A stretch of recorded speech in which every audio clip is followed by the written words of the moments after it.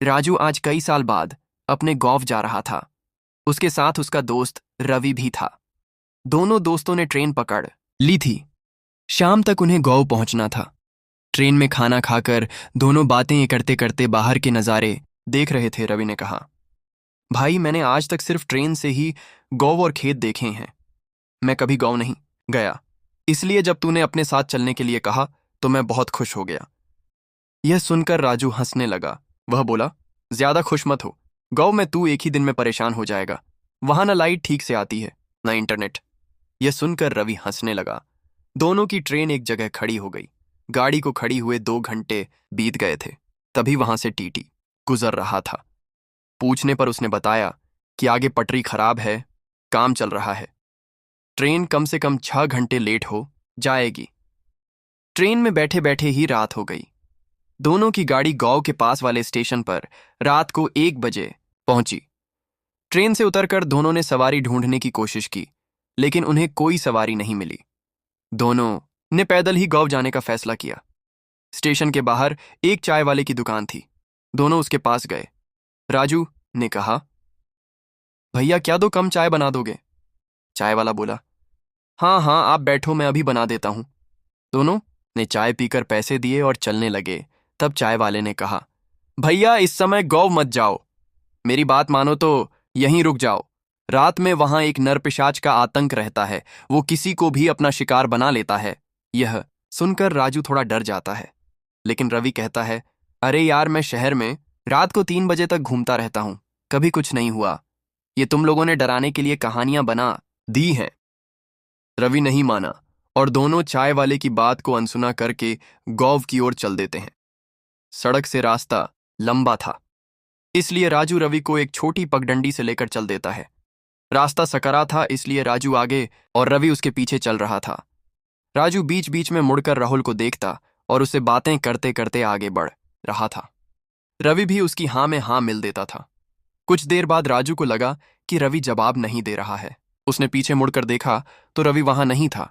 राजू बड़बड़ाने लगा, हे भगवान ये कहाँ गया? कहीं इधर उधर तो नहीं चला गया? जरूर पेशाब करने रुक गया होगा। वह धीरे धीरे रवि को आवाज देने लगा, लेकिन उसे कोई उत्तर नहीं मिला। अब वह तेजी से गांव की ओर चल दिया, जिससे कि किसी को मदद के लिए बुला सके।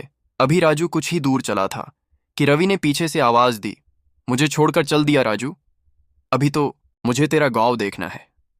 राजू ने पीछे मुड़कर देखा तो अंधेरे में एक साया दिखाई दिया। वह बोला, अरे रवि कहाँ चला गया था यार, मैं बहुत डर गया था। रवि ने कहा, कहीं नहीं, मैं बस यहीं था, चल गांव चलते हैं। राजू ने महसूस किया कि रवि की आवाज कुछ बदल गई है। उसने मुड़कर देखा तो रवि की आंखें लाल थीं।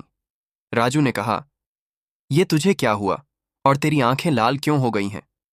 रवि हंसते हुए बोला, कुछ नहीं, बस थक गया हूं, तू चल जल्दी से। दोनों गांव पहुंचने वाले होते हैं। जैसे ही गांव शुरू होता है, वहां एक कच्चा सा लकड़ी का बड़ा सा दरवाजा था। राजू उस दरवाजे के पास पहुंचता है। राजू कहता है, रवि देख गांव आ गया। रवि तेजी से चीखने लगता है, तेरी इतनी हिम्मत, तू मुझे फंसाने के लिए लाया है? अब देख मैं तेरा क्या हाल करता हूं। राजू दरवाजे के दूसरी तरफ खड़ा था। राजू बोला, रवि ये तू क्या कह रहा है? रुक, मैं आता हूं तेरे पास। वह आगे बढ़ने लगा। तभी किसी ने उसका हाथ पकड़कर पीछे खींच लिया। सामने गांव के मुखिया गंगा प्रसाद जी खड़े थे। वो बोले, बच गया तू, वरना तू भी मारा जाता। कौन है तू? राजू बोला, मुखिया जी मैं राजू हूं, रामपाल जी का बेटा। शहर से अपने दोस्त के साथ आया हूं, लेकिन पता नहीं मेरे दोस्त को क्या हो गया। मुखिया जी ने कहना शुरू किया, मर गया तेरा दोस्त। जो सामने है वो एक नरपिशाच है। बस ये समझ तेरे दोस्त ने तेरी जान बचा ली, वरना उसके साथ तू भी मर गया होता। इस दरवाजे को हमने मंत्रों से बांध रखा है, इसलिए यह नरपिशाच इसके अंदर नहीं आ सकता। राजू बोला, लेकिन मुखिया जी वह तो सामने खड़ा है। मुखिया जी ने कहा, सामने नरपिशाच खड़ा है, वह इस दरवाजे से अंदर नहीं आ सकता। तेरे दोस्त को इसने अपना शिकार बना लिया। शुक्र मना जब इसका असर कम था, तब वह तुझे यहां तक छोड़ गया। तेरी दोस्ती के कारण उसने नरपिशाच को रोक कर रखा। राजू ने देखा सामने रवि रो रहा था। वह बोला, जा भाई मुझे माफ कर दे, जो मैं तुझे रात को यहां लाया। हम वहीं रुक जाते तो मैं भी बच जाता। तभी उसकी आवाज में नरपिशाच बोला, आज तो इसने तुझे बचा लिया, लेकिन कभी ना कभी तो तुझे मैं मारकर तेरा खून पीऊंगा, जैसे मैंने इसका पी लिया है। तभी रवि नीचे गिर जाता है। मुखिया जी कहते हैं, चल यहां से, सुबह दिन निकलने पर इसकी लाश ले जाएंगे, दोनों गांव में आगे चल देते हैं। राजू अभी भी रो रहा था। मुखिया जी उसके घर पहुंच जाते हैं। दरवाजा खटखटाते हैं। रामपाल जी बाहर आते हैं। मुखिया जी और राजू को देखकर वे चौंक जाते हैं। मुखिया जी कहते हैं, भाई रामपाल, तुमने अपने बेटे को नहीं बताया कि रात को इस गांव में आना मना है। इसके दोस्त को नरपिशाच ने मार दिया, ये बच गया अपने दोस्त के कारण। रामपाल जी ने मुखिया जी को धन्यवाद दिया। फिर उन्होंने राजू को गले लगा लिया, लेकिन राजू गहरी खामोशी में था। उसे गहरा सदमा लगा था। वह अब केवल रो रहा था। मुखिया जी वापस लौट गए। अगले दिन सुबह रवि की लाश को गांव में लाया गया। फिर उसका अंतिम संस्कार कर दिया गया। राजू अब शहर नहीं जाना चाहता था।